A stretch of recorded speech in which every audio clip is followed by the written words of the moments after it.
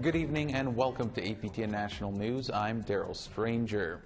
We begin in New Brunswick, where the Wolastoqey Chiefs filed a title claim naming major forestry companies and the province's power utility for the exploitation of their traditional lands. Angel Moore reports. Almost 1 year ago, the 6 Wolastoqey Chiefs filed a claim to New Brunswick's Court of Queen's Bench seeking Aboriginal title, which covers about half the province of New Brunswick. While the new claim, filed today, names industries such as forestry giant J.D. Irving that operates on about 20% of the title claim area. Patricia Bernard, Chief of Madawaska, says, "These private companies are beneficiaries of the land, water, and resources that were illegally taken from us. This is our traditional, unceded, and unsurrendered land, and we are owed compensation for the last 200 years of land and resource theft."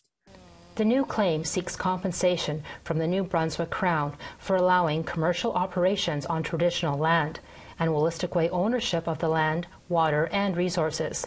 But Ross Purley, Chief of Nagudguk, says negotiations have been futile. These companies haven't shown a willingness to negotiate in good faith or show the respect that we need for our treaty rights. The Wolastoqey lands are unceded and unsurrendered. Bernard says the peace and friendship treaties have been ignored for over 200 years. Today's statement of claim should be seen as an opportunity to correct those wrongs and help our ecosystem heal. Let us, the guardians of this land for time immemorial, ensure our traditional lands thrive for its Indigenous and settler residents alike for centuries to come. Bernard said it may take decades till the claim is settled. J.D. Irving did not respond to APTN's interview request by deadline. Angel Moore, APTN National News, Gidimt'en, also known as Halifax. It's the first agreement of its kind in Canada, a deal between the Métis Nation-Saskatchewan and the University of Saskatchewan. The agreement puts the question of who is Métis firmly in the hands of the Métis Nation. APTN's Leanne Sanders reports. The agreement on Métis citizenship and identity was signed at the Métis Nation's Fall Legislative Assembly, and President Glenn McCallum says it ensures the university relies on the Métis Nation's Citizenship Registry to determine who's eligible for Métis-based opportunities going forward. We'll take ownership now, but we need to be able to have the capacity to be able to do that.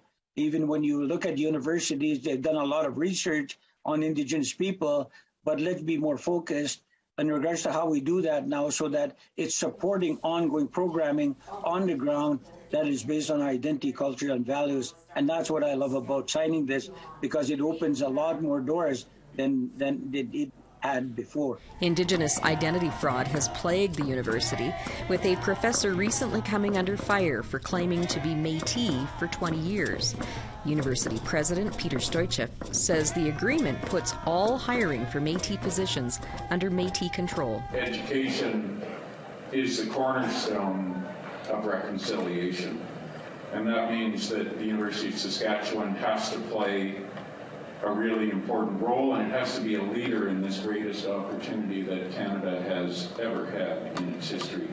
But the university can't do this alone, and that's why I'm so thankful for all of the support and the deep and strong relationship that I have with President McCallum. Leanne Sanders, APTN National News, Saskatoon.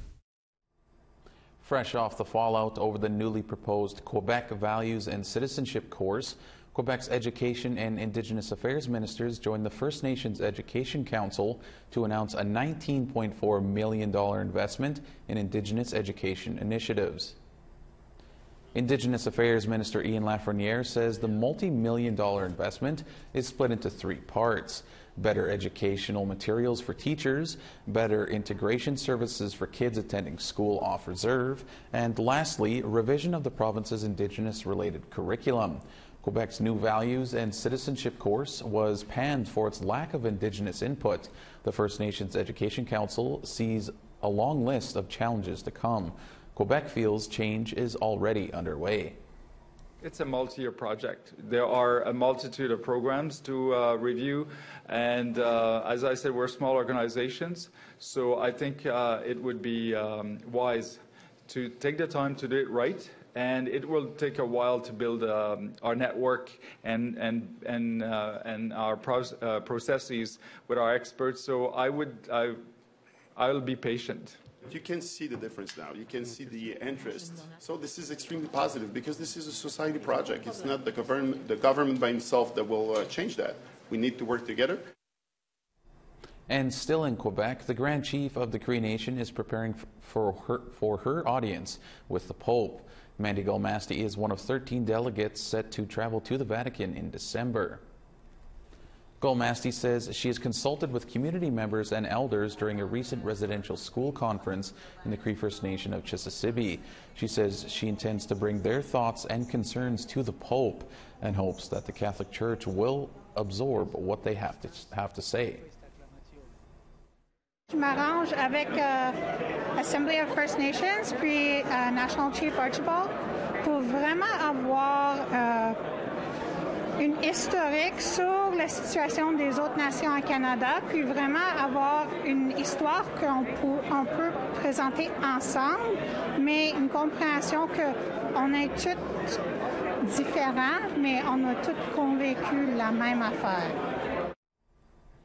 All right, we have to take a short break, but still ahead, we'll go to BC for a sit-down interview with Sleydo regarding the RCMP raids on Wet'suwet'en camps.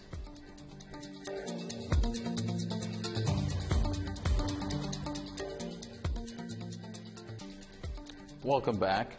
For 3 consecutive years, the RCMP raided Wet'suwet'en camps over a pipeline conflict in northern British Columbia. Sleydo has lived with her family in a land reoccupation for nearly a decade. She says their resistance in the territory will continue even after the most recent arrests. APTN's Lee Wilson reports. Get your gun off me! This is sovereign Wet'suwet'en land! Gidimt'en Access Point spokesperson Sleydo Molly Wickham yells at an RCMP officer to lower his weapon from inside the blockades. In mid-November, heavily armed RCMP enforced a coastal gas-link conjunction, which has now led to over 30 arrests. We traveled up the Maurice River Forestry Road to speak with Sleydo inside her cabin on the territory. She's lived here with her family since 2012. It actually goes back to 2009 when the Gidimt'en and the other Wet'suwet'en had a series of all-clans meetings to start erecting cabins on our territories. And so there was one proposed for each clan territory. And this is actually the site of the one that was proposed for Gidimt'en. Sleydo shared the first land reoccupation was Unistaten, which is associated with one of the 13 house groups, but falls under the Gilsayhu clan, located 66 kilometers up the forestry road. 20 kilometers lower, the Gidimt'en Access Point was built in 2018 as part of a resistance to the pipeline. Coastal GasLink is the pipeline builder for the 670-kilometer natural gas pipeline that will run from Dawson Creek in northeastern BC to a terminal in Kitimat. The company has signed agreements with 20 First Nation bands along the route. According to the company, the project is 50% complete. In a recent video, Wet'suwet'en Hereditary Chief Wass stated the hereditary chiefs were never consulted. Sleydo says they're upholding Wet'suwet'en law, which they say is confirmed in the 1997 Supreme Court of Canada case, Delgamuuk. And the fact that the Wet'suwet'en Hereditary Chiefs and the Gidimt'en Hereditary Chiefs had title and never extinguished their title, what that means is that we still have title to the land, and that we are the decision makers, that our clan system and our decision-making system within that land governance is the decision-making body. The Wet'suwet'en Hereditary Chief stance remains clear. No pipelines through the territory. In 2019, Coastal GasLink secured an injunction against blockade stopping the construction of the pipeline. The 2020 arrest of Wet'suwet'en and supporters led to global solidarity protest. But then the pandemic hit. All of the work that was happening in support across the nation, Shut Down Canada happened in a response to the raids on Wet'suwet'en in 2020. There's a lot of political work going on, a lot of meetings going on, and the pandemic kind of just brought everything to a halt. But through the pandemic, pipeline work continued in Wet'suwet'en territory, and conflicts between Wet'suwet'en and CGL continued. But in late September, when the company planned to pass the pipeline under the Maurice River, the Wet'suwet'en clan set up a blockade near the drill site. Sleydo says their opposition to the pipeline is based on protecting clean drinking water. Has been mostly centered around protecting our river.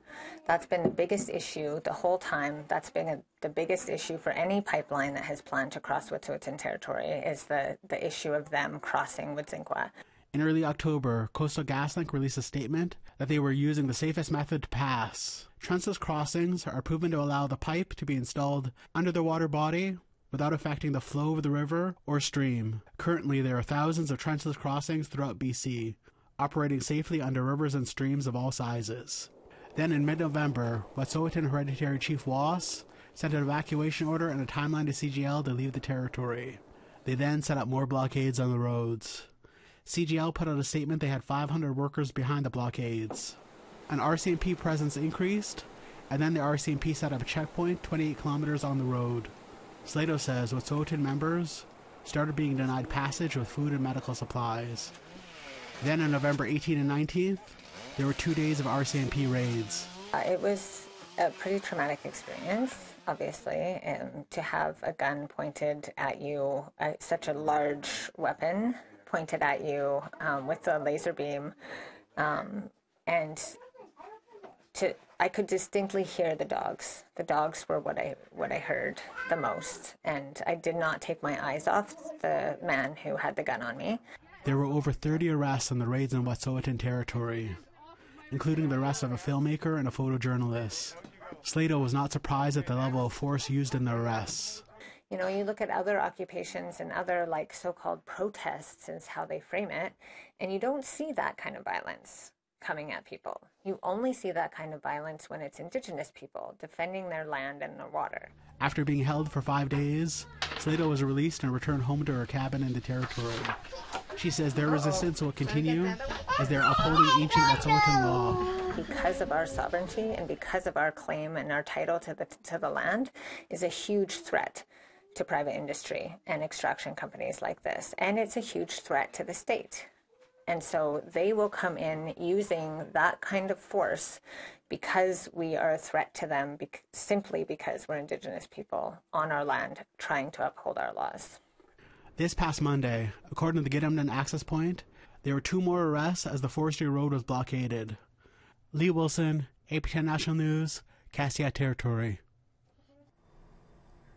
Niskandiga First Nation is suing the province of Ontario.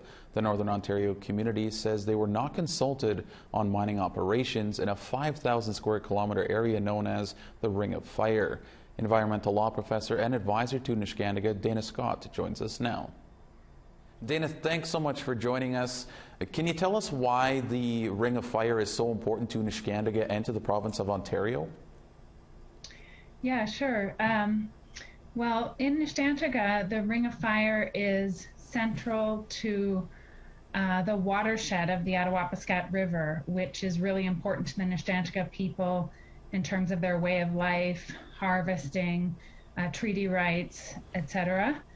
But for the people of Ontario, the Ring of Fire is in the peatlands, which are a massive carbon storehouse. And so there's a really big potential that if we open up this area with roads and mining and cause a lot of fragmentation of the peatlands, that we would release a lot of that carbon to the atmosphere. So it could exacerbate climate change.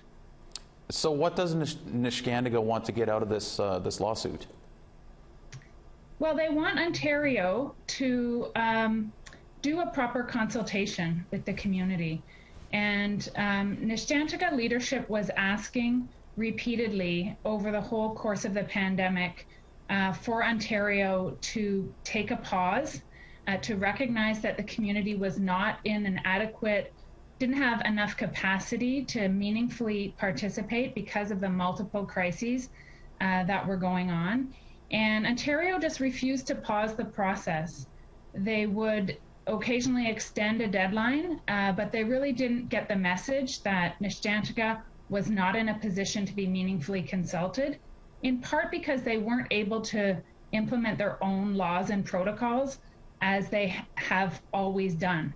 And because of that, we thought it was useful to go to the court and try to get some guidance about what does the duty to consult and accommodate require in this kind of a circumstance where we have a small remote community that's in crisis.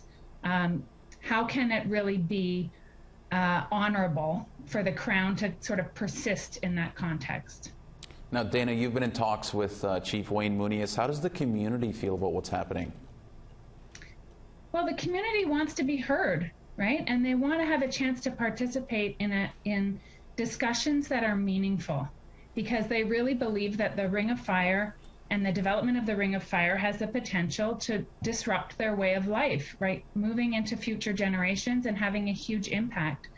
And so they really just want to be able to engage in a time and in a manner that's in line with their own Indigenous laws and protocols. And Neskantaga has been under a boil water advisory for 26 years now. How does this affect or add to what's happening? Well, the boil water advisory and the water crisis kind of exacerbated the problem over the course of the pandemic, right? Because people will remember that Neshantaga's water crisis got to the point that the whole community had to be evacuated during the pandemic to Thunder Bay. And so to think about, the Crown just proceeding in that context as if people would be able to turn their minds to the impacts of these roads or the potential impacts of future mines when so many things were demanding their attention at the same time, it just doesn't make sense. All right, Dana, that's all the time we have for you. We appreciate you taking a few minutes out of your day to speak with us. Thanks for having me. Bye-bye. All right, we have to step aside for one more break, but still to come, if you've ever wanted to get into doing movie stunts, you'll want to stick around for our story after the break.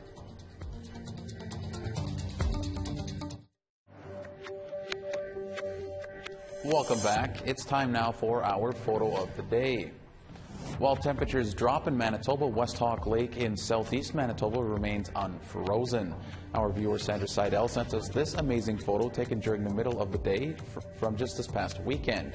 Send your pictures to share@aptn.ca for the chance to be featured as our next photo of the day. Now let's take a look at tomorrow's weather forecast. Beginning in the east, +5 in St. John's and +3 in Fredericton. -3 in snow in Nain and -3 in snow in Happy Valley Goose Bay. -6 in snow in Val d'Or and +1 in Montreal. 3 degrees and snow in Peterborough and 5 in Sarnia. -5 in snow in Timmins and -9 in Métis Cloud and Big Trout Lake. -24 in Churchill and -14 in snow in Thompson. +4 and light snow in Winnipeg and -1 in snow in Dauphin.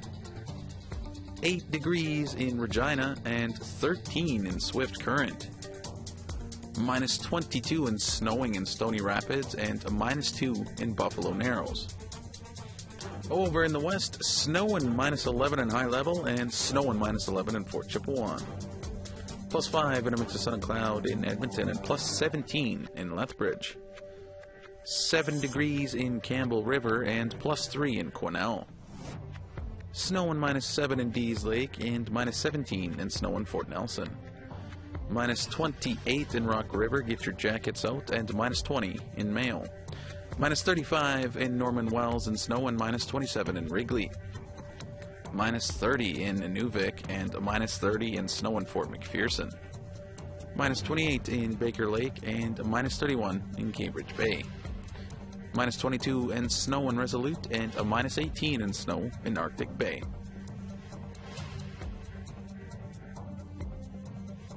Have you ever wanted to get into doing stunts in movies like I have?